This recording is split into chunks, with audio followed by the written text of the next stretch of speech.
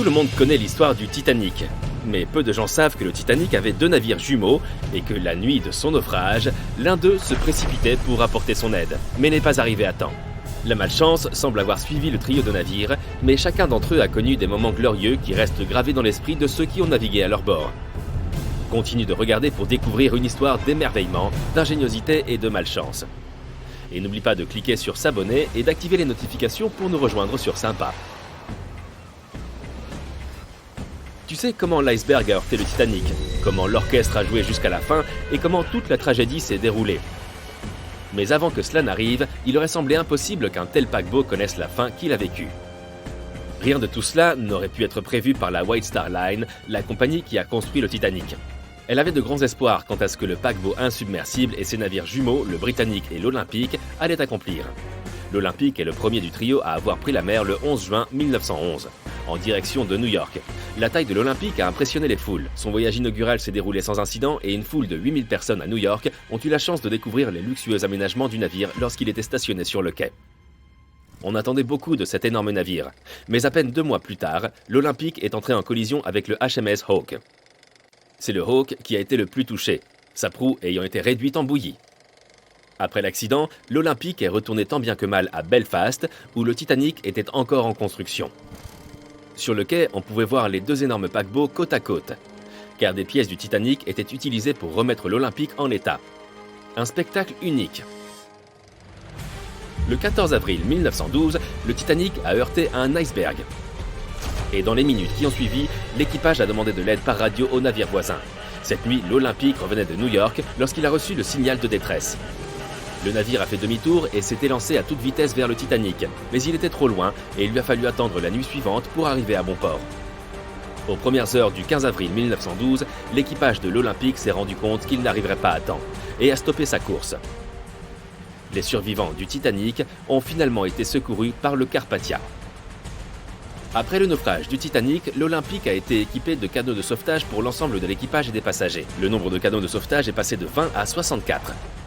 Des modifications importantes ont également été apportées aux cloisons étanches et une double coque supplémentaire a été installée. Ils ont compris qu'une double coque aurait empêché le Titanic de couler. Pendant plusieurs années, l'Olympique a participé à l'effort de guerre contre l'Allemagne. Au cours de ces années, il a transporté plus de 200 000 passagers, dont des milliers d'Américains fuyant l'Europe et des troupes de combattants pendant la Première Guerre mondiale. L'un des moments les plus marquants pour ce navire a été lorsqu'il est entré en collision avec un sous-marin allemand qui a coulé. On a découvert que le sous-marin s'apprêtait à lancer une torpille sur l'Olympique avant que celui-ci ne l'ébranle. L'Olympique a fini par sillonner les mers pendant 3 décennies, ce qui lui a valu le surnom de Vieux Fidèle, et ce, malgré quelques mésaventures antérieures. Il a ensuite aidé les survivants du HMS Audacious lors de son naufrage et a fait ce qu'il n'avait pas pu faire pour son jumeau, le Titanic. La malchance a fini par rattraper l'Olympique. Le navire s'est écrasé sur le bateau-phare de Nantucket, ce qui marque le début de la fin. Battu, après des années de service, l'Olympique a été démoli et mis au rebut. Le Vieux Fidèle a connu de nombreuses années de service et des milliers de passagers. Mais le voyage du Britannique a été de courte durée. Lorsque le Titanic a coulé, la White Star Line s'est retrouvée confrontée à un problème, car elle avait déjà un autre énorme navire en chantier. La White Star Line a commencé la construction du HMHS Britannique le 30 novembre 1911, environ 4 mois avant le naufrage du Titanic. Bien que le Britannique soit le plus jeune du trio de navires, puisqu'il a été construit en dernier, c'était aussi le plus grand. La White Star Line avait l'intention de l'appeler Gigantic, mais après le désastre du Titanic, ils ont changé le nom en Britannique, car ils considéraient qu'il s'agissait d'un nom porte-bonheur. Après le naufrage du Titanic, la compagnie a fait l'objet d'une enquête rigoureuse et de nombreux changements ont été apportés à la conception du Britannique. Le paquebot ressemblait beaucoup au Titanic, et il était équipé de ce qui était à l'époque la plus grande turbine marine du monde, capable d'atteindre des vitesses plus élevées que celles de l'Olympique. Le destin du Titanic étant encore frais dans les mémoires, tout a été donc remis en œuvre pour assurer la sécurité de ce nouveau navire. Le Britannique a finalement été lancé le 26 février 1914, près de 2 ans après le naufrage du Titanic. Après le désastre du Titanic, la White Star Line a voulu racheter son nom. Et le Britannique offrait cette opportunité et était en passe de devenir un navire à succès. Il a transporté des passagers pendant plus d'1 an et demi avant que le gouvernement britannique ne le réquisitionne et ne le transforme en navire hôpital, au début de la Première Guerre mondiale. Il a été peint tout en blanc. avec d'énormes croix rouges sur ses flancs, pour indiquer qu'il s'agissait d'un navire hôpital. L'un des chirurgiens du navire, le docteur J.C.H. Beaumont, le considérait comme le plus merveilleux navire hôpital qui ait jamais navigué sur les mers. Il pouvait traiter jusqu'à 3309 patients en même temps. C'est ainsi que le Britannic est devenu le His Majesty's Hospital Ship, ou HMHS britannique. Bien que la vue de ce magnifique navire ait dû faire sourire un ou deux soldats blessés, le Britannic n'a pas fonctionné longtemps.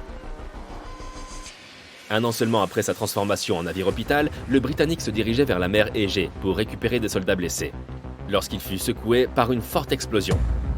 Les passagers n'ont pas compris ce qui s'était passé, mais ils se sont dirigés vers le pont pour débarquer.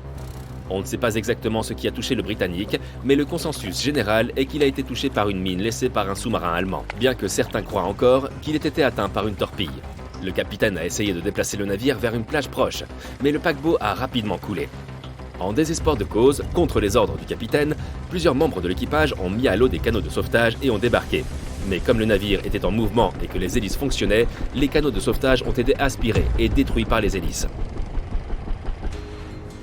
Malgré tous les efforts déployés pour que le Britannic soit plus sûr que le Titanic, l'explosion qui s'est produite a laissé le Britannic dans le même état que le Titanic en seulement 10 minutes. Par un cruel coup du sort, il a également sombré dans l'océan. Contrairement à l'énorme bilan du Titanic, 30 personnes seulement ont péri dans le naufrage du Britannic, et plus de 1000 ont survécu. Le nombre de survivants est dû au fait que l'accident s'est produit le matin, lorsque la température de l'eau était plus élevée et que l'île grecque de Kea était proche pour offrir de l'aide. En fin de compte, le Britannic n'a navigué sur les mers que pendant 2 ans et demi. La malchance qui a suivi le Titanic et le Britannic, ainsi que les accidents et la disparition de l'Olympique, sont remarquables. Mais le plus impressionnant est qu'une femme a navigué sur les 3 navires, et qu'elle a survécu. Violette Jessop était membre de l'équipage et infirmière à bord des navires. Elle était là lorsque l'Olympique est entré en collision avec le HMS Hawk en 1911 et a débarqué saine et sauve.